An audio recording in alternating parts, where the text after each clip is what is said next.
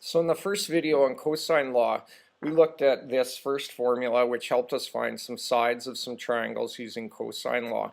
Now if we manipulate this formula, we get this second formula here which says cosine A.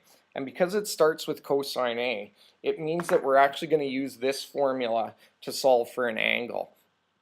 And we're always going to solve for angle A, so that may mean that we need to relabel our triangle and call the angle we're looking for angle A. So we're going to look at a couple of examples. This first example asks us to draw a picture, and we're just going to label these angles A, B, and C. It says side A is 14.7. Remember, side A is across from angle A. Side B is 8.9.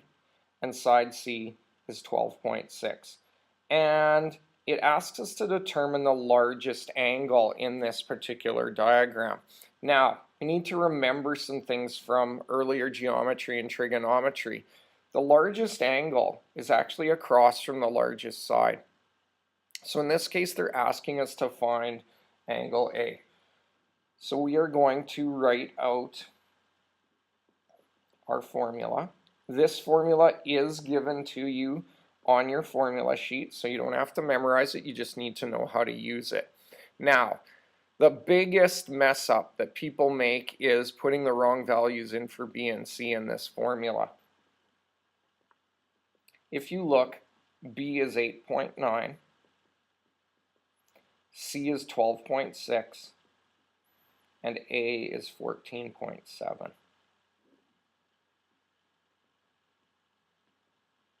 Okay, so we've put our B and C values in the numerator. You also have to use those same values in the denominator. Do not try to calculate this whole entire fraction all at once on your calculator. You're going to mess up. So what we are going to first of all do is we're going to calculate 8.9 squared plus 12.6 squared minus 14.7 squared. And we're going to get 21.88. Then we're going to calculate the denominator. 2 times 8.9 times 12.6, and we get 224.28. So now we're going to divide these things.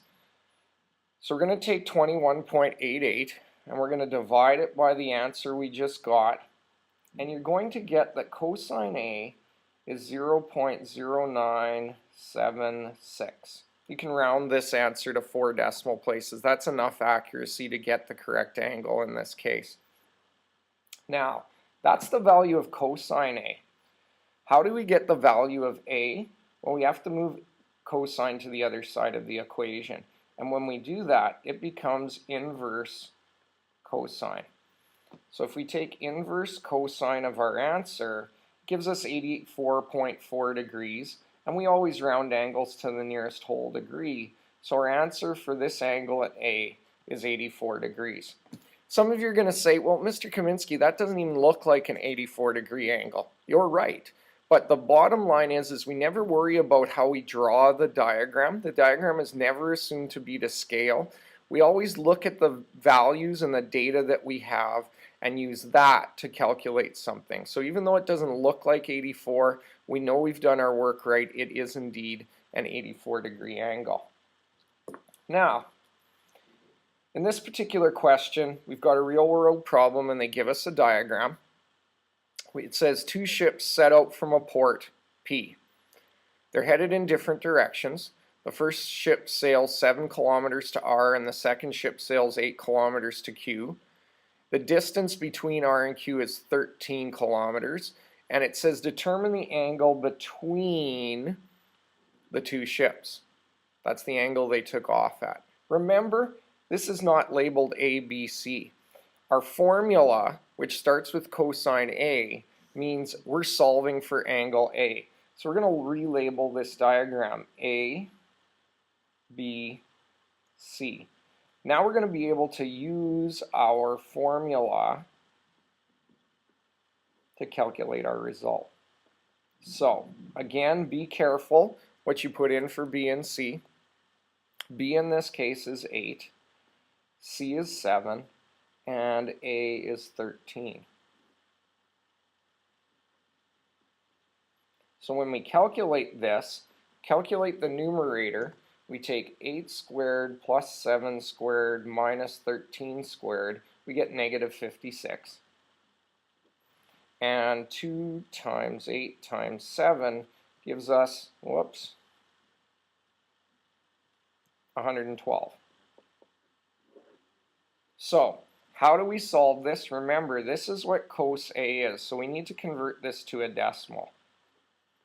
So we take negative 56 divided by 112, and we get negative 0.5.